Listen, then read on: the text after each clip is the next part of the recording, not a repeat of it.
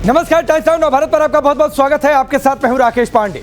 शाम के 5 बजने वाले हैं। वक्त हो गया है देश के सबसे पसंदीदा डिबेट शो राष्ट्रवाद का। राष्ट्रवाद यानी देश से बढ़कर कुछ नहीं। और आज का सवाल कि बरेली में बाबा का बुलडोजर चला, अखिलेश यादव की सांसद को क्यों चुभा? भड़काऊ तौकीर पर आर पार, योगी पर कोई दबाव काम नहीं करेगा। आई लव मोहम्मद पर ऑल इंडिया घमासान चल रहा है और उसके बहाने जो भड़काऊ प्लान चल रहा है वो कामयाब नहीं होने वाला। इसके संकेत है क्योंकि ताबड़तोड़ एक्शन हो रहा है। आज की सबसे बड़ी तस्वीर हफ्ते थोड़ी देर पहले आई, जो आपकी टेलीविजन स्क्रीन पर है।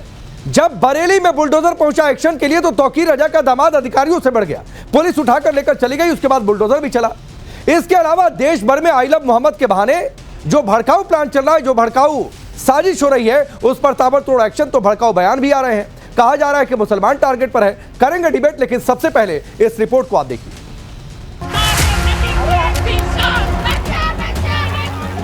कभी कभी बुरी आदतें जाती नहीं लोगों की, उनकी डेंटिंग पेंटिंग करवानी पड़ती है कायदे से।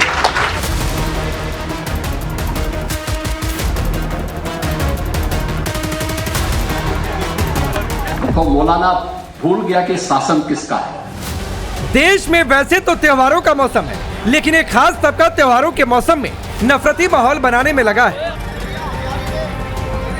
भड़काऊ बयान दिए जा रहे हैं, ये कहकर उकसाया जा रहा कि देश में सब मुसलमानों के खिलाफ हो रहा। दरअसल कानपुर से आई लव मोहम्मद के बहाने उठा विवाद बढ़ता जा रहा। बरेली के बाद महाराष्ट्र के अहिल्या नगर में जमकर बवाल हुआ। आई लव मोहम्मद के बैनर पर किसी को कहीं भी कोई आपत्ति नहीं, लेकिन जब इसके सहारे माहौल बिगाड़ने की कोशिश हुई तो बरेली से अहिल्या नगर तक उपद्रवियों का ढंग से इलाज हुआ। बस यही इलाज ओवैसी और सपा को चुभ गया। नहीं, दंगा तो कोई नहीं भड़का रहा है। दंगा तो सीएम योगी जी की वजह से हो रहा है। अगरचे कानपुर में आई लव मोहम्मद रसूलुल्लाह लिखा गया तो इन्होंने एफआईआर क्यों किया? क्या दूसरे गैर मुस्लिम दूसरे लोग अपना नहीं लिखते क्या? अपने ईश्वर के बारे में, भगवान के बारे में, देवी देवताओं के बारे में लिखते ही है। लेकिन उत्तर प्रदेश में बिल्कुल मैं समझता हूँ कि एकदम जंगल राज चल रहा है और खासतौर से मुसलमानों के लिए तो जमीन बहुत कम हो चुकी है। एक बात याद रखो, दुनिया जब तक कायम रहेगी अल्लाह के हुक्म से, हम कट जाए मर जाए मगर कभी खत्म होने वाले नहीं हम इंशाअल्लाह होता। किसी से नहीं डरना, ना बाबा से डरना, ना मोदी से डरना, ना अमित शाह से डरना, ना शिंदे से डरना, ना फडणवीस से डरना, इनसे भी नहीं डरना, सिवाय अल्लाह से। अरे भाई साहब, कॉन्स्पिरेटर भी ये करने वाले भी ये सब कुछ ये, मगर मार कौन खाएगा? सिर्फ मुसलमान। ऐसा लग रहा है देश में सारे कायदे कानून मुसलमानों पे ही बने। मुसलमानों को ही मार खाना है, फटके खाना है, पुलिस के डंडे खाना है। इनका कुछ नहीं होता। मुसलमानों पे एफआईआर होता है, उन्हीं को जेल में डाला जाता है, उन्हीं के साथ अन्याय होता है, इंसाफ नहीं होता। सारा संविधान सिर्फ मुसलमान ही फॉलो करेगा, ये कुछ फॉलो नहीं करेंगे क्या? एक्शन उपद्रवियों पर हुआ, लेकिन अबू आजमी, ओवैसी और वारिस पठान इसे मुसलमानों पर हमला बताने में जुटे हैं। लेकिन महाराष्ट्र के सीएम फडणवीस इसे पोलराइजेशन की कोशिश बता रहे, तो सीएम योगी दो टूक कह रहे, उपद्रवियों को जहन्नुम भेज देंगे। जिसने भी कानून को हाथ में लेने का प्रयास किया, जो भी पर्व और त्योहारों में उपद्रव करेगा, उसको हम पहले से इस बारे में कह देंगे कि उसको बिना मांगे जहन्नुम में जाने का टिकट हम काट करके दिला देंगे। योगी का बस यही तेवर सपा और ओवैसी की पार्टी को चुभ रहा। ओवैसी फतेहपुर की याद दिला रहे तो शिवपाल यादव सीएम योगी के लक्षण पर सवाल उठा रहे। उत्तर प्रदेश के मुख्यमंत्री, बरेली का वाकया हुआ, बरेली का वाकया हुआ तो बोले हम सिखा दिए वो करे। अरे मुख्यमंत्री बाबा, वो फतेहपुर की दरगाह में गुंडे घुस गए। एक वली की दरगाह में गुंडे घुसकर दरगाह को, खबर को लाठियों से मार रहे थे। आपकी मुंह में जबान नहीं हिली। प्रदेश के मुख्यमंत्री का ध्यान बेरोजगारी, भ्रष्टाचार, महंगाई के खिलाफ नहीं है। केवल प्रदेश में अमन चैन खत्म करने का है। तो इसके लक्षण अच्छे नहीं हैं, न देश के लिए न प्रदेश के लिए अच्छे नहीं हैं। सपा सांसद रुचि वीरा तो मौलाना तौकीर रजा की गिरफ्तारी पर ही सवाल उठा रहे और इसे संविधान के उलट बता रहे। ये जो हमारा आइन है जो हमारा मतलब संविधान है उसकी बराबर धज्जियां उड़ाई जा रही है। पहले उनको गिरफ्तार किया गया तौकीर रजा साहब को, अब उनकी दुकानें तोड़ी जा रही हैं। और जिस मौलाना ने बरेली में भीड़ जुटाई, लोगों को उकसाया, पत्थरबाजी के लिए जो जिम्मेदार है, वोट बैंक के चक्कर में अखिलेश यादव के सांसद को उसकी गिरफ्तारी संविधान के खिलाफ लग रहे। लेकिन इन सबसे अलग यूपी से महाराष्ट्र तक उपद्रवियों का इलाज हो रहा। बरेली हिंसा में अभी तक 55 लोग गिरफ्तार किए जा चुके हैं। मुख्य साजिशकर्ताओं में तौकीर और उसका राइट हैंड नदीम खान गिरफ्तार है। तौकीर रजा समेत 180 लोगों के खिलाफ नामजद रिपोर्ट है। 3000 अज्ञात दंगाइयों के खिलाफ भी केस दर्ज है। अहिल्यानगर में भी 30 लोग हिरासत में हैं। अब बिहार के हाजीपुर की यह तस्वीर देखिए। दुर्गा पूजा पंडाल के आसपास घरों पर आई लव मोहम्मद पोस्टर के साथ आतंकवादी और काफिर वाले स्लोगन लिखे हैं। तो सवाल है कि आई लव मोहम्मद के नाम पर क्या यह देश में वाकई माहौल बिगाड़ने की साजिश है? ब्यूरो रिपोर्ट, टाइम्स नाउ नव भारत। तो चलिए आपने रिपोर्ट देखिए। आपका परिचय मैं आज के मेहमानों से करवाता हूं। राकेश त्रिपाठी भारतीय जनता पार्टी के नेता और प्रवक्ता, मोहम्मद फैज खान नेशनल कन्वेनर है मुस्लिम राष्ट्रीय मंच के, रोहित सिंह कन्वेनर युवा चेतना के, फराज किदवई समाजवादी पार्टी के नेता और प्रवक्ता, मौलाना साजिद रशीदी मुस्लिम स्कॉलर, पवन राव अंबेडकर जी MIM के नेता और प्रवक्ता। आप सभी का बहुत बहुत स्वागत है। फराज किदवई, सबसे पहले आपको एक 20-30 सेकंड का कैप्सूल दिखाता हूं, जरा देखिएगा, दिखाइए जरा। मुसलमान होने की सजा दी जा रही है। हम क्यों छुपेंगे? हमने जितनी मदद करना थी आपकी भी करी, इनकी भी करी, सबकी मदद करी। आप चलिए, अरे मैं चल आइए चलिए। अरे मैं चलने के लिए तैयार हूँ। हम मकान भी गिरवाने के लिए तैयार हैं। अरे यार भेजिए नहीं। अरे आप कलाम, अरे यार तुम लोग ऐसे क्यों बोल रहे हो? मतलब अरे यार हम तो तुमसे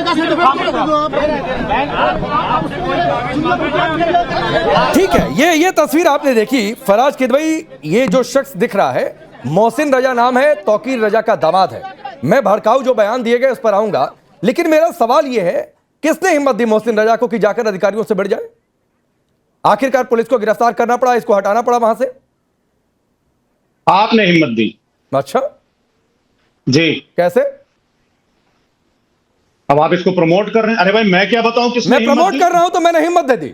घटना के बाद दिखा रहा हूं। आप ये कहिए फराज किदवई, आपको दिखाने से दिक्कत है? आप ये बेतुका सवाल मुझसे पूछ क्यों रहे हैं? अरे सरकार भारतीय जनता पार्टी की सरकार भारतीय जनता पार्टी की, मुख्यमंत्री आदरणीय योगी आदित्यनाथ जी, उसकी पुलिस से मुठभेड़ हो रही। आप पूछ रहे हैं कि साहब ये क्यों कर रहा है, ये किसको कौन भड़का रहा है? हम तो कह रहे हैं आप भड़का रहे हैं। अच्छा, मैं आपके ऊपर इल्जाम लगा रहा हूं। अच्छा, ये सवाल बेतुका है। नहीं सर, ये सवाल चुभ गया। ये सवाल फराज किदवई बेतुका नहीं, ये सवाल चुभने वाला है, क्योंकि आपकी पार्टी की सांसद ये कहे। ये राकेश त्रिपाठी से पूछिए बेतुका सवाल। नहीं, क्यों राकेश त्रिपाठी से पूछूं? बेतुका सवाल है। राकेश त्रिपाठी से जो पूछना होगा पूछूंगा। फराज किदवई थोड़ी नहीं क्वेश्चन की लिस्ट देंगे, या फराज किदवई से जो सवाल पूछना है राकेश त्रिपाठी उसकी लिस्ट थोड़ी नहीं देंगे मुझे। आपका एजेंडा में वो मुसलमान है, मैं नहीं सर, मेरा एजेंडा मुसलमान नहीं है, मतलब मेरा एजेंडा हिंदू है। मेरा एजेंडा देश है, राष्ट्र है, राष्ट्रवाद है। आपको ये चुभ जाए वो अलग बात है। वो मेरा चच्चा है कि चचाजाद भाई है? अरे भाई सरकार राकेश त्रिपाठी जी के, राकेश त्रिपाठी जी से सवाल पूछा, मुझसे क्यों पूछ रहे हैं ये सवाल? मैं बता रहा हूं क्यों पूछ रहा हूं, क्योंकि आपकी एक पार्टी की सांसद है, उन सांसद का नाम रुचि बीरा है। वो ये कह रही है संविधान की धज्जियां उड़ रही, भाई तौकीर की गिरफ्तारी हो गई। वो ये कह रही है कि दुकानें तोड़ी जा रही है, सब संविधान के उलट हो रहा है। हाँ तो दुकानें तोड़ी जा रही है, संविधान के उलट हो रहा है, ये सुप्रीम कोर्ट बोल रहा है, उसमें कौन सी बड़ी बात है? अच्छा, अभी अरे इलाहाबाद में जो मकान गिराए गए थे उसके ऊपर सुप्रीम कोर्ट ने क्या बोला था, हाईकोर्ट ने क्या बोला था? अच्छा क्या आपको कुछ पता नहीं? रिसर्च टीम से अपनी पूछिए, एक नहीं 4 बार सुप्रीम कोर्ट बोल चुका है। और सुप्रीम कोर्ट ये भी अरे फराज किदवई, तो आप अपनी रिसर्च टीम से पूछिए और अपनी जो लीगल विंग होगी उससे पूछिए कि उसके बाद न जाने कितने बुलडोजर चल गए, कितनी जगहों पर जाकर योगी सरकार को कटघरे में खड़ा कर दिया और साबित कर दिया कि बुलडोजर गलत तरीके से चल गया। संभल में आपके साथ सुनिए सर, बुलडोजर का डर, आपके सांसद ने अपना अवैध निर्माण खुद गिरवा दिया संभल में। जियाउर रहमान बर्क, गलत था तो नहीं गिराना था, चले जाते अदालत में कि नहीं गिराऊंगा, बुलडोजर कैसे चला दोगे? अब मैं बोलूं? बोलिए। अब मैं बोलूं? बोलिए।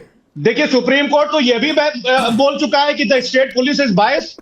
सुप्रीम कोर्ट ने बोला I don't want to use the word, हाँ। But the state police is biased. हाँ, ठीक। 21 मार्च 2025 को हाँ। सुप्रीम कोर्ट यह भी बोल चुका है कि there is a complete breakdown of law in Uttar Pradesh. हाँ। क्या बताइएगा, आप क्या बोलिएगा? पूछिए राकेश त्रिपाठी से, हिम्मत नहीं है आपकी? अरे सर हिम्मत फिर नहीं आपने कि बीजेपी से नहीं, सवाल आप पूछ हिम्मत लें? पर आ जाते हैं। अरे तो पूछिए, मैं आप दिला रहा हूं हिम्मत पर आपको। आ जाते हैं। दिक्कत मैं यह चुनौती दे है रहा हूं। कि तौकीर मैं में आपको चुनौती दे रहा मुसलमान दिखेगा सिर्फ, अतीक में अरे मुसलमान मुझे दिखता कब था, दिखा? मुख्तार में आपने मुसलमान जोड़ा। दिखता था, अतीक का आपने बेटा जोड़ा। मारा जाए तो आपका सो-कॉल्ड आपने भाईचारा जोड़ा। खतरे में आ सबको जाता था। आपने जोड़ा। मैं पूछ रहा हूं, मुझे- जियाउर रहमान बर्क ने अपना घर खुद क्यों मुझे- गिरवा दिया? उसका एक हिस्सा।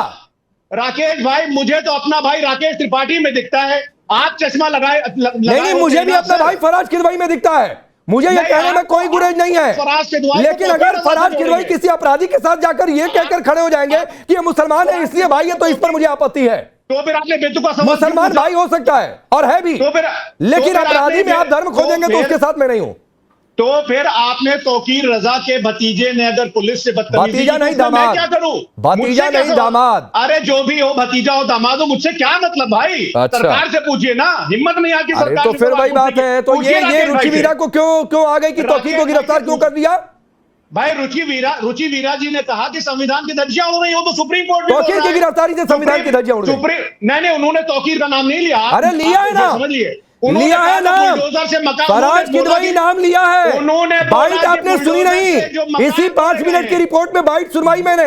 उन्होंने बोला कि बुलडोजर से जो मकान दुकान तोड़े गए हैं वो अनकॉन्स्टिट्यूशनल है। वो माननीय सुप्रीम कोर्ट भी बोल चुका है। चलिए उसमें राकेश कोई नई त्रिपाठी बात को रुचि लाता वीरा जी नहीं हूं। राकेश जी, सवाल बेतुका लगा, बुलडोजर बेतुका लगा। बुलडोजर गलत था तो जियाउर रहमान अपना ही ये घर का हिस्सा गिरा दिए। इधर भी है तो अभी भी अदालत नहीं जाएंगे, टीवी पर बैठ के कहेंगे बुलडोजर बेतुका है, सवाल बेतुका है। मैं अखिलेश यादव जी का ट्वीट देख रहा था। अखिलेश यादव जी ने भी एक ट्वीट किया है परसों, जिस ट्वीट में बुलडोजर की कार्रवाई पर उन्होंने लिखा है कि जुल्म करने वाले ना भूले ना इंसाफी की भी एक उम्र होती है। ये जब बुलडोजर कहीं भी चलता है ना देश भर में, तो ये समाजवादी पार्टी के लोगों को स्वाभाविक तौर पर दर्द शुरू हो जाता है। दुर्भाग्य यह है कि इस प्रकार के दर्द की कोई दवा अब तक किसी साइंटिस्ट ने, किसी डॉक्टर ने खोजी नहीं है, वरना तो शायद ये दर्द की दवा इनको मिलती और ये अपना दर्द कम कर पाते। ये दर्द दिन ब दिन बढ़ता है। क्यों? क्योंकि अपराधियों का आपने लंबे समय तक संरक्षण किया है और उन अपराधियों के बुलडोजर से घर तो गिराए ही जाएंगे ना। और जो एक बड़ा रोचक है, जब बरेली में बुलडोजर चल रहा था ना, तो समाजवादी पार्टी के एक पार्षद ने अवैध बिजली घर बना रखा था, चार्जिंग स्टेशन बना रखा था। अब बुलडोजर की जद में वो भी आया, अवैध कार्रवाई थी, अवैध गतिविधि थी, तो गिराया गया। अब तो दर्द का होना स्वाभाविक है, क्योंकि अवैध धंधे स्थापित कर रखे हैं समाजवादी पार्टी के तमाम नेताओं ने, कार्यकर्ताओं ने। अब जब बुलडोजर चलता है तो वो सब उसकी जद में आते हैं, तो इनके नेताओं का हाय तौबा मचाना स्वाभाविक है। अर्थ जुड़ा हुआ है सीधा, इसलिए ये चीखते हैं, चिल्लाते हैं, पीड़ित हो जाते हैं। लेकिन एक बात स्पष्टता से समझ लीजिए, जनता की जो जमीन है उसको अतिक्रमण करके विधि विरुद्ध तरीके से अगर आपने कोई निर्माण किया है तो विधि की परिधि में बुलडोजर चलेगा और निश्चित तौर पर ऐसे लोगों को निस्तानाबूद किया जाएगा। और आप पत्थर लेकर के निकलेंगे, आप पुलिस पर गोलीबारी करेंगे, क्या सरकार स्वागत करेगी? आरती की थाल लेकर के आपकी पूजा करेगी? निश्चित तौर पर कठोरता से कार्रवाई होगी, और ऐसी कार्रवाई होगी ताकि आने वाली पीढ़ी को इस सबक मिले कि हाथों में पत्थर मत उठाना, वरना घर की छत। अब इसी पत्थर से अगला सवाल है फराज किदवई आपके लिए कि पत्थरबाजी उतरे, गोली चला दी, ठीक है, पेट्रोल बम भी लेकर पहुंचे हुए थे, तो इस पर एक्शन हुआ। तो आपकी पार्टी के महाराष्ट्र इकाई के अध्यक्ष हैं अबू आजमी, उनको लगता है हाय रे जंगल राज आ गया, मुसलमानों के लिए जमीन बदतर होती जा रही है।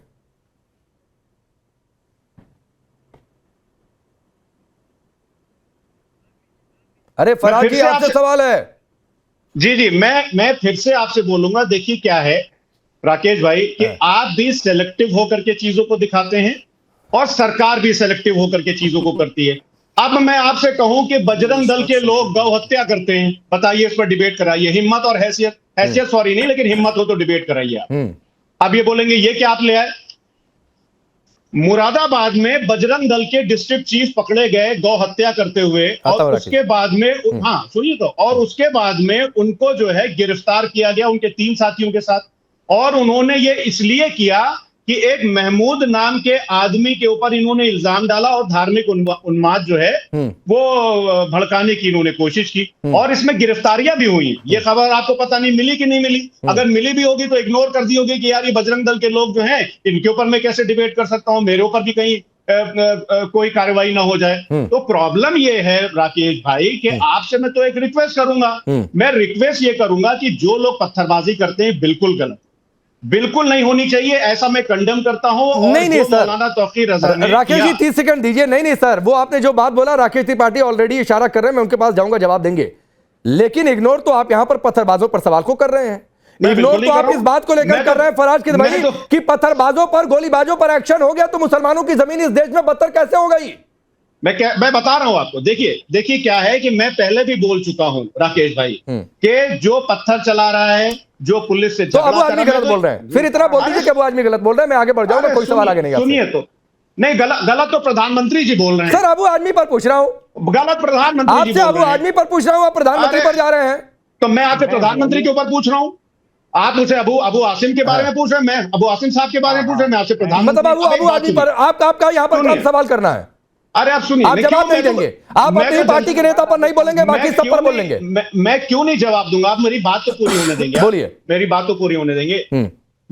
मैं कम से कम पिछले 10 दिन से ये बरेली के ऊपर डिबेट कर रहा हूं। एक चैनल ने इस पर डिबेट नहीं की कि विनय कटियार जी बोल रहे हैं कि अयोध्या से मुसलमानों को खदेड़ दिया जाना चाहिए। चलिए मैं आपसे रिक्वेस्ट करूंगा, हाथ जोड़ करके निवेदन करूंगा, हिम्मत हो तो इस पर डिबेट करके दिखा दीजिए। चलिए, नहीं ठीक है, मैं राकेश त्रिपाठी जवाब दीजिए इनको। चलिए राकेश त्रिपाठी। देखिए फराज किद भाई क्या है ना, थोड़े वैसे तो मैं इनको पढ़ा लिखा मानता हूं, है भी पढ़े लिखे, कई बार अखबारों की कटिंग और ये सब चीजों को रेफरेंस में दिखाते हैं, लेकिन आत्मघाती कदम उठा बैठते हैं। ये कह रहे हैं कि बजरंग दल का कोई व्यक्ति गोकसी की में या किसी प्रकार के अपराध में लिप्त है और उस पर कार्रवाई नहीं हो रही है, उस पर मीडिया दिखाई दे रही है। इन दोनों बातों को खुद कॉन्ट्राडिक्ट कर रहे हैं। अरे योगी आदित्यनाथ की सरकार में ही बजरंग दल के ऐसे किसी व्यक्ति पर अगर कार्रवाई हुई है तो आपको सराहना करनी चाहिए, प्रशंसा करनी चाहिए। ये समाजवादी पार्टी की सरकार की कार्रवाई नहीं बता रहे हैं, आप भाजपा की सरकार की कार्रवाई बता रहे हैं। ये स्पष्ट है कि कोई बजरंग दल का हो या किसी दल से जुड़ा हुआ हो, अगर उसने अपराध किया है तो कार्रवाई होगी। ये इस बात की गारंटी आपने दे दी। मुझे लगता है कि सरकार को आपने एक अच्छा सर्टिफिकेट देने का काम किया है। दूसरा, आपने कहा कि इसको मीडिया रिपोर्ट नहीं करता है। ये कहते हुए ही आप अखबार की एक कटिंग दिखा रहे हैं, यानी मीडिया रिपोर्ट कर रहा है। बजरंग दल से जुड़ा हुआ कोई व्यक्ति अगर कोई आपराधिक गतिविधि कर रहा है तो कार्रवाई उस पर होगी, लेकिन इसके आधार पर आप पूरे बजरंग दल पर अगर कोई आरोप कर रहे हैं तो मुझे लगता है कि गलत है। किसी एक अपराधी की वजह से हम पूरे इस्लाम को कभी गाली देने का काम नहीं कर सकते हैं। अगर जिन्होंने पत्थर चलाया है उसकी वजह से हम सबको इस्लामिक सावरे लोगों को जिहादी कहने लगे, अपराधी कहने लगे, दंगाई कहने लगे, तो आपको दुख पहुंचेगा फराज भाई। आपको मैं कह रहा हूं, आप पढ़े लिखे व्यक्ति हैं। फराज भाई अपने हाथ में पत्थर लेकर नहीं आते हैं, हाँ मौखिक वर्षा जरूर करते हैं, लेकिन अच्छा जल्दी से 30 सेकंड और दे देता हूं, बाकी मेहमान वेट कर रहे हैं। फराज किद भाई बोलिए। कुतर कर गढ़ने का काम करते हैं लेकिन पत्थर नहीं बढ़ता। देखिए राकेश जी, मैं आपसे बात कर रहा हूं, राकेश पांडे जी, कि अभी राकेश भाई ने जो बोला मैं ये मानता हूं और मेरा स्ट्रांग बिलीव है कि इस देश की चाहे हिंदू भाई हो चाहे मुसलमान हो, 99.99% जनता जो अच्छी है। राकेश भाई एक सुलझे पढ़े लिखे आदमी हैं तो ये अच्छी बात कर देते हैं, मगर आपके कम से कम 5 प्रवक्ताओं को मैं ऐसे बोल दूंगा जो बोलते हैं, जिन्होंने, एक प्रवक्ता ने तो ये भी बोला कि इस्लाम को मानने वाले या इस्लाम के ऊपर कुछ ऐसा बोला कि वो कैंसर है। ये भी आप ही के यहां से आया। तो आप अगर ये बोल रहे हैं तो चलिए बड़ी अच्छी बात है, स्वागत की बात है, लेकिन भारतीय जनता पार्टी की जो डिविसिव पॉलिटिक्स है, भारतीय जनता पार्टी के लोग, इनके पास हिंदू, अब आप बताइए विनय कटियार से जी से बड़ा कोई नेता होगा क्या? आप बताइए। आप बताइए, क्या बात कर रहे हैं भाई, संघ के सरसंघचालक हैं, बच्चों विनय कटियार, अरे विनय बड़ा नेता, बच्चों की तरह बात कर रहे हैं। ये बताइए सरसंघचालक जी से बड़ा कोई नेता है? आप कहते हैं सब आरएसएस के लोग हैं। सरसंघ चालक जी मोहन भागवत जी ने कहा इस्लाम था और सदा रहेगा, और जो ये सोचता है कि इस्लाम या कोई धर्म नहीं रहेगा वो हिंदू सोच का व्यक्ति नहीं है। हर मस्जिद के नीचे शिवलिंग नहीं तलाशो, हम सबका डीएनए एक है। अशफाकुल्ला खान और राम प्रसाद ठीक मैं आता हूं, दोबारा लौट के आता हूं फराज किद भाई, इस पर दोबारा लौट के आता हूं। नहीं, जवाब लेते जाइए। अच्छा जल्दी करिए, समय हो रहा है। इसका मतलब भारतीय जनता पार्टी को मानने वाले कुछ लोग ये बोल रहे हैं कि हिमंता बिस्वा शर्मा इस देश के बहुत छोटे और बेकार नेता हैं, क्योंकि वो ये बोल रहे थे कि मियां मुसलमानों की वजह से महंगाई बढ़ रही है। नहीं, फिर फराज किद भाई आप गलत कोट कर रहे हैं। मैं डिबेट में आगे आता हूं। आप असम जाइए, पता नहीं आप कितनी बार असम गए, नहीं गए। असम में मियां मुसलमान बंगाली घुसपैठियों को बोलते हैं जो बांग्लादेश से आते हैं। अरे पूरी बात तो होने दीजिएगा। बांग्लादेशी घुसपैठियों को बोला जाता है। चलिए मैं आगे बढ़ता हूं। पवन राव अम्बेडकर, अब रुक जाइए सर, रुक जाइए, बाकी 4 मेहमान भी वेट कर रहे हैं। पवन राव अम्बेडकर जी, वारिस पठान ने कहा मार खाने वाले सिर्फ मुसलमान हैं। जाकर भीड़ से पूछिए क्यों उतर गए थे पत्थर लेकर, बैनर दिखाते आई लव मोहम्मद के, उसके बाद घर चले जाते। पत्थर क्यों बरसाया, पूछा कभी? बहुत बहुत धन्यवाद राकेश साहब। देखिए, हमने तो हमेशा संवैधानिक बात कही और आज भी हम कहेंगे कि इस देश में कानून का राज होना चाहिए, लेकिन कानून का राज है नहीं। जब हम ये देखते हैं कि बरेली में हिंसा होती है तो बरेली में हिंसक जो प्रदर्शन कर रहे हैं उन पर निश्चित रूप से कानूनी कार्रवाई होनी चाहिए। एक नहीं 4 लाठी और मारिए, कोई समस्या नहीं। लेकिन जब हमें देखते हैं कि फतेहपुर में खुलेआम भारतीय जनता पार्टी का जिला अध्यक्ष आह्वान करता है कि हमको इस तारीख को और ये कार्य करना है, पुलिस उसके साथ जो है चल रही है, उसको साथ दे रही है और पुलिस की लाठियों में जंग लग जा रहा है, तो पता चलता है कि इस उत्तर प्रदेश और इस देश की कानून व्यवस्था की धज्जियां उड़ गई हैं। हम ये देखते हैं कि जब आगरा में एक सांसद के घर करनी सेना के जो लोग हैं खुलेआम तलवारें लेकर के जो है लहराते हैं और सांसद के घर पर इस तरह की घटनाएं कारित करते हैं, तो हम देखते हैं कि कोई कार्रवाई नहीं हो रही है। और योगी साहब ने वाकई में बहुत अच्छा स्टेटमेंट दिया। सुनिए, इस बात की मैं तारीफ करता हूं। नहीं सर, योगी साहब चाहते सुनिए पवन राम, नहीं सर, आप ही के पास हूं, लेकिन सिर्फ नाम लगा देने से अंबेडकर में आप संवैधानिक बातें कर लें, इसकी कोई गारंटी नहीं होती है। थोड़ा सा तैयारी किया करिए पवन राम अंबेडकर जी, मैं आपको पहले बता रहा हूं। FIR दर्ज हुई 10 नामजद लोगों पर, ठीक है। और सुनिए भाई, मैं आपको बता रहा हूं, सुनिए, इसमें एक बीजेपी के भी नेता थे, बजरंग दल के भी थे, सपा के कार्यकर्ता भी थे। 150 अज्ञात लोगों पर IPC की धाराओं में मुकदमा भी दर्ज हुआ।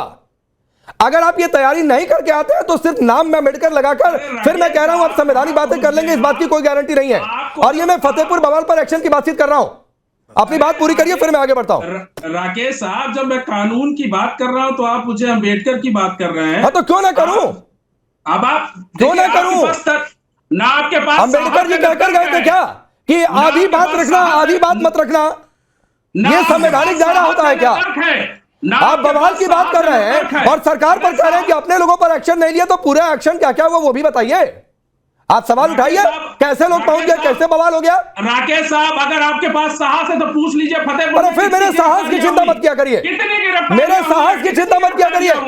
रोहित सिंह, अरे ठीक है, रोहित सिंह यहाँ बैठकर हर आदमी जो है मेरे साहस की चिंता करेगा, पढ़ लिख कर नहीं आएगा क्या FIR दर्ज हुई, किस पर दर्ज हुई, ये बिल्कुल नहीं जानकारी लेकर आएगा, लेकिन हाँ मेरे साहस की चिंता करेगा। सारी जानकारी में आपको ऐसा है पांडे जी, बरेली की घटना कोई संयोग की घटना नहीं। हाँ नहीं, एक मिनट रोहित सिंह एक मिनट। अरे पवन राम अंबेडकर जी, मैंने सुन लिया आपने क्या बोला सर। आपका बुलडोजर वाला दर्द बरेली का वो निकलकर सामने आ गया, नोटिस हो गया कि आपको बुलडोजर चलने से पीड़ा हुई है। अहिल्या नगर में भी उपद्रवियों पर कार्रवाई हुई, पीड़ा हुई है, आपका ये दर्द नोटिस हो गया सर। अब रोहित सिंह बोलिए। 4 लाठी और चलाइए जो दंगा कर रहा, लेकिन ये फतेहपुर के लोग आजाद। पांडे जी, ठीक है बोलिए। पांडे जी, बरेली की घटना कोई स्वाभाविक या संयोग वश घटित घटना नहीं है, यह एक प्रयोग है। नेपाल की विभत्स घटना के बाद सबसे ज्यादा प्रतिक्रिया इस देश के वंशवादी राजनेताओं के संरक्षकों का आया। जहां दिल्ली में राहुल गांधी जी ने दिया, उत्तर प्रदेश में अखिलेश जी ने दिया, वहीं बिहार में तेजस्वी यादव जी ने दिया। और इन बयानों के बाद लद्दाख जलना शुरू हुआ और लद्दाख की आग सीधे बरेली डाइवर्ट हो गई। और बरेली में धर्म के आड़ में आम नौजवानों को दिग्भ्रमित कर पत्थरबाजी भी करवाया गया और दंगा भड़काने का कुचक्र और षड्यंत्र रचा गया। अभिनंदन, आभार उत्तर प्रदेश की लोकप्रिय सरकार का, जिन्होंने उत्तर प्रदेश को जलने से बचा लिया। ये जो हो रहा है यह कहीं से स्वागत योग्य नहीं हो सकता है, यह अत्यंत निंदनीय घटना है। और अपने खोए हुए राजनीतिक जमीन को और मरे हुए जमीर को वापस पाने के लिए विपक्ष में बैठे कुछ मूर्तिमान नेता हैं जो इस प्रकार का दुरुपयोग अपने व्यवस्थाओं का कर रहे हैं। ये बात लोगों को याद रखना चाहिए कि उत्तर प्रदेश में भाजपा की सरकार है और देश में प्रधानमंत्री के पद पर आदरणीय नरेंद्र मोदी जी विद्यमान हैं। ठीक है। रोहित भाई आता हूं, 2 मेहमान अभी भी वेट कर रहे हैं, जल्दी से एक टिप्पणी उनकी हो जाए। साजिद रशीदी जी, रुक जाइए। साजिद रशीदी जी, मैं बरेली भी गया और वहां पर एक ग्रुप ऐसा भी मिला जो आई लव मोहम्मद के बैनर लेकर गया था और उनको कोई किसी तरीके की दिक्कत नहीं, उन्होंने शांतिपूर्वक अपनी बातें रखी, अपने घर को चले गए। दूसरी जगह बवाल हुआ क्योंकि दूसरी जगह लोगों ने पुलिस के डायरेक्शन को नहीं माना। मैं फिर कह रहा हूं, आई लव मोहम्मद पर ना किसी को दिक्कत थी, ना है और ना किसी को होनी चाहिए, और अगर हो तो यह गलत है और सबसे पहले उसके विरोध में मैं खड़ा हो जाऊंगा। लेकिन उसके बहाने कोई पत्थर लेकर चले आए। फिर कहा यह जाए पॉलिटिकल स्टेटमेंट की मार खाने वाले तो सिर्फ मुसलमान हैं। कोई कह दे कि सारा अन्याय तो मुसलमानों के खिलाफ हो रहा है, तो यह भड़काने वाली बात है कि नहीं?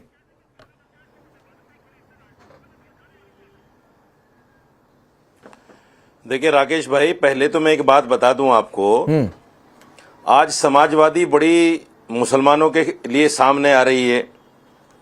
अभी आपने एक सांसद का बयान भी सुनवाया, अफराज खिदवाई भाई भी यहां बैठकर बड़ी बड़ी बातें कर रहे हैं। आपको याद होगा मुलायम सिंह जी का एक बयान आया था, उन्होंने कहा था कि ये आदमी, अखिलेश यादव के बारे में कहा था कि माइनॉरिटी मुखालिफ है। अरे इस ध्यान में रखना, ये बात सबको याद होगी, वो चर्चित बयान है उनका। आप किस नजरिए से मुसलमानों के लिए खड़े हुए हैं, मैं तो उस बात को नहीं समझ सकता। मैं आपके जवाब पर आता हूं। आपने जो सवाल किया है कि भाई आई लव मोहम्मद से किसी को ऐतराज नहीं, जब आई लव मोहम्मद सल्लल्लाहु अलैहि वसल्लम से किसी को ऐतराज नहीं है, रशीदी जी, ये सवाल नहीं है, ये बात मैंने कही है, पहले ये मेरा वर्जन है। बोलिए। सुनिए, हाँ सुनिए, अरे सुन तो लीजिए, मैं बता रहा हूं। जब मौलाना तौकीर रजा ने 5 दिन पहले ही बता दिया था कि भाई हम ऐसा प्रोग्राम करने जा रहे हैं, तो प्रशासन ने उनको हाउस अरेस्ट कर लिया। जब हाउस अरेस्ट कर लिया, जो पब्लिक निकल गई उनके बयान से, वो तो फिर बेलगाम हो गई ना। उसके पास तो कोई उसको रोकने वाला टोकने वाला बचा नहीं। मौलाना तौकीर रजा को हाउस अरेस्ट नहीं करना था। अगर हाउस अरेस्ट नहीं करते तो शायद ये वबाल नहीं होता। अच्छा, ये वबाल जो भी हुआ इसलिए हुआ कि मौलाना को बंद कर लिया गया। दूसरी बात, मौलाना का बयान आया साफ तौर से, अभी सोशल मीडिया में चल रहा है। उन्होंने कहा कि मेरी कोई नीयत ऐसी नहीं थी कि हम हिंसा करेंगे, हम तो सिर्फ अपनी बात को डीएम के जरिए से राष्ट्रपति को कहना चाहते थे। सवाल यह है कि ये मुसलमानों का अधिकार है कि नहीं संवैधानिक, कि भाई हम अपनी बात को राष्ट्रपति तक पहुंचाएं, हम अपनी बात को मुख्यमंत्री तक पहुंचाएं, हम अपनी बात को पीएम तक पहुंचाएं। तो उसके लिए हाउस अरेस्ट करने की जरूरत क्या थी मेरे भाई? मैं बता रहा हूं, नहीं करना चाहिए था। हाँ, मैं बता रहा हूं, मैं बता रहा हूं। तीसरी और अंतिम बात, बोलिए। अरे सुन, बोलिए, मैं पूरा कर लूं पहले, बहुत देर में आप मेरे पास आए हो। तीसरी और अंतिम बात यह है, कुछ लोग कह रहे थे कि साहब ये पत्थर कहां से आया, पत्थर कहां से, उसकी वीडियो वायरल हो रही है सोशल मीडिया पर। छत पर खड़ा हुआ एक व्यक्ति भीड़ को पत्थर मार रहा है। मैं वीडियो दिखा रहा हूं आपको, देखिए। और लोग कह रहे हैं कि इसकी वीडियो बनाओ, ये कौन आदमी पत्थर कौन मार रहा है। इसकी जांच नहीं होगी क्या? ये कौन आदमी है? हाँ, तो जांच होगी ना रशीदी जी, इसकी भी आप मांग करिए ना कि जांच हो। लेकिन अगर कोई ये कह दे कि ये सब मुसलमानों के खिलाफ हो रहा है, मैं फैज खान आता हूं, लेकिन जरा एक ट्रीटेड लेटर है, जरा उसे रखिए, स्क्रीन पर रखिए। और ये मेरे टैब पर भी है, ये लेटर देखिए। और सुनिए, मैं फिर कह रहा हूं रशीदी जी, मैं थोड़ी सी तैयारी करके आता हूं, और मैं चाहता हूं कि जो डिबेट में बैठे वो भी थोड़ी सी तैयारी करके बैठे। ये लेटर है, बाकायदा लेटर हेड है इत्तेहाद मिल्लत काउंसिल का। इस लेटर को लिखा है अनीस सकलानी ने, ठीक है। अनीस सकलानी को हो सकता है आप जानते होंगे। मैं इसकी आखिरी की 2 लाइनें पढ़ता हूं कि बरेली की पुलिस प्रशासन प्रदेश की योगी सरकार को मुसलमानों की ताकत व तादाद दिखा दे, जिससे हम सब मुसलमान एकता का परिचय दे सकें। अब मैं कह रहा हूं, और भी बहुत सारी बातें लिखी हुई हैं जो बहुत कानून के परिभाषा में तो नहीं फिट बैठेंगी। मैं कह रहा हूं, आप अपनी बातें कहने के लिए उतरे थे, ताकत दिखा देंगे, सरकार को दिखा देंगे, ये सब बाकायदा लेटर लिखा हुआ था, हवा में बातें नहीं हो रही हैं। फैज खान, तो इसे किस दायरे में देखा जाए? मैं बोल दूं थोड़ा, 30 सेकंड, मुझे 30 सेकंड दीजिए। आ रहा हूं रशीदी, देखिए 30 सेकंड दीजिए। ये देखिए, एक वीडियो और दिखा रहा हूं। सुन लीजिए, फिर इनको फैज खान को फिर आता हूं आपके पास, सुनिए।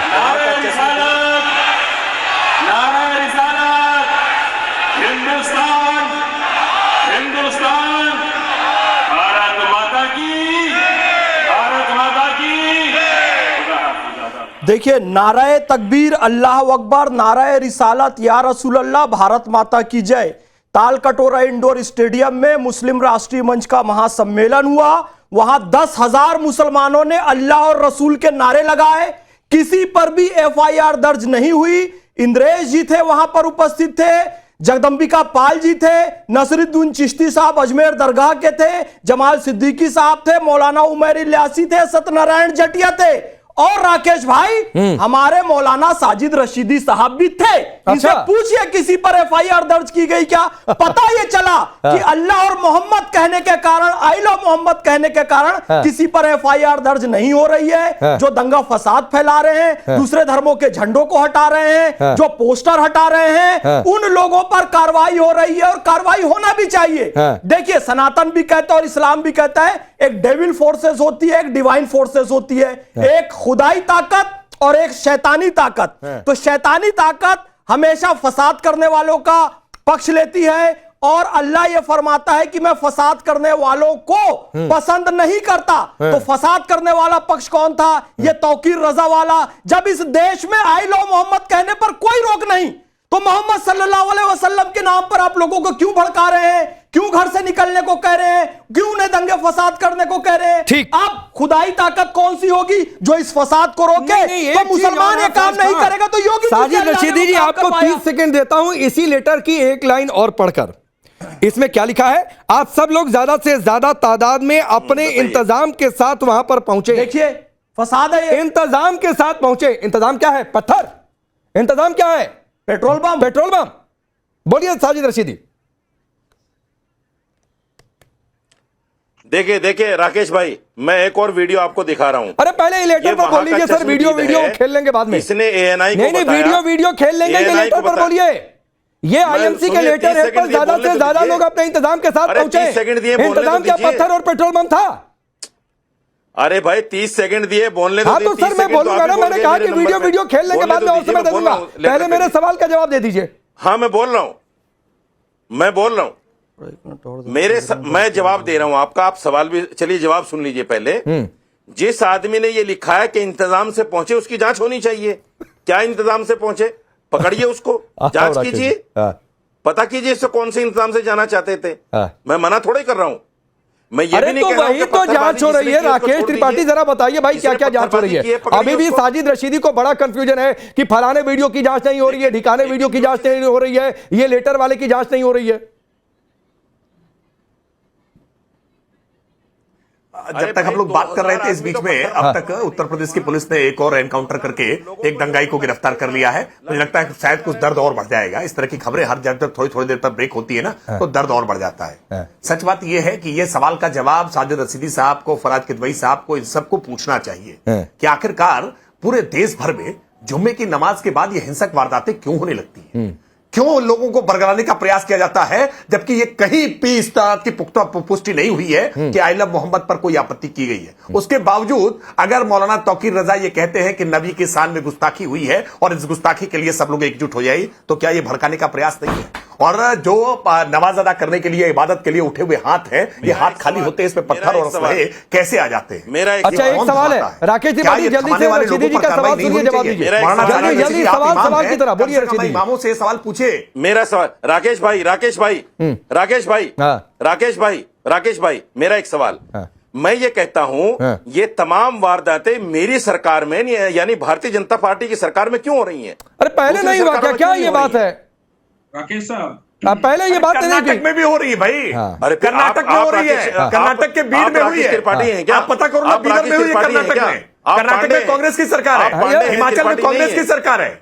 अरे मैं बता रहा हूं आपको, कर्नाटक में हो रही है, हिमाचल में हो रही है। और छोड़िए भारत, आप मुल्क छोड़िए, मेरी सरकार में दुनिया में हो रही है, फ्रांस में हो रही है, आखिरकार जर्मनी में हो रही है, इंग्लैंड में हो रही है। आप पता करिए ना, ये दुनिया भर में क्यों हो रही है? फ्रांस के लोग परेशान हैं। मैं आता हूं अंबेडकर जी, लेकिन फराज किदवई 20 सेकंड आपको देता हूं। मुझे एक लाइन का जवाब आपको चाहिए। अगर आपकी पार्टी की ओर से यह कहा जा रहा है या कुछ नेता ये कह रहे हैं कि सारा अन्याय तो मुसलमानों के खिलाफ हो रहा है, तो आप सब लोग ज्यादा से ज्यादा तादाद में अपने इंतजाम के साथ वहां पर पहुंचे। क्या इंतजाम था भाई? देखिए राकेश जी, मैं फिर से आपसे बोल रहा हूं कि मौलाना तौकीर रजा ने अगर पत्थर चलवाए वहां पर या कोई भड़काओ ऐसी चीज की, तो उसके लिए हम पहले भी बोल चुके हैं कि उसको हम कंडम करते हैं, ऐसा नहीं करना चाहिए। दिन से भड़काऊ बातें कर रहा है यार, ये बदतमीज आदमी बार बार बीच में बोलेगा तो मुझे डिबेट नहीं करनी। ऐसी बातें नहीं, क्यों बदतमीजी? प्लीज ऐसी बातें नहीं बोलिए। ये बदतमीजी क्यों करता है बीच में? कोई बीच में बोल दिया उसको बदतमीजी थोड़ी नहीं कहते। हर बार आप बोलिए कि बीच में ना रोके, बीच में ना बोले। नहीं, हर बार। हाँ तो सर इसको बदतमीजी नहीं कहते हैं डिबेट में। बोलिए जल्दी अपनी बात पूरी करिए। हम बोल सकते हैं। अभी आपने भी बोला और राकेश जी ने भी बोला कि आई लव मोहम्मद कहने से या उसका पोस्टर लगाने से कोई विवाद नहीं है, किसी के ऊपर भी FIR नहीं होती है। ठीक, यही बोला ना आप लोगों ने? हाँ ठीक। 29 सितंबर 2025 यानी कि कल का इंडियन एक्सप्रेस अखबार पेज नंबर 3 उसके हिसाब से एक आदमी आई लव मोहम्मद का पोस्टर अपने घर के बाहर लगा लेता है। उसकी शिकायत से वो बेचारा पोस्टर लगा लेता है और कुछ नहीं। सुनिए पूरी बात सुनिए। समय इजाजत नहीं दे रहा है। ये चर्चा आप लोग इतनी जल्दी खत्म नहीं होने देंगे फराज किद भाई। मुझे पूरा विश्वास है कि इस पर वोट बैंक की रोटियां सेकी जाएंगी। आप सबका बहुत बहुत शुक्रिया।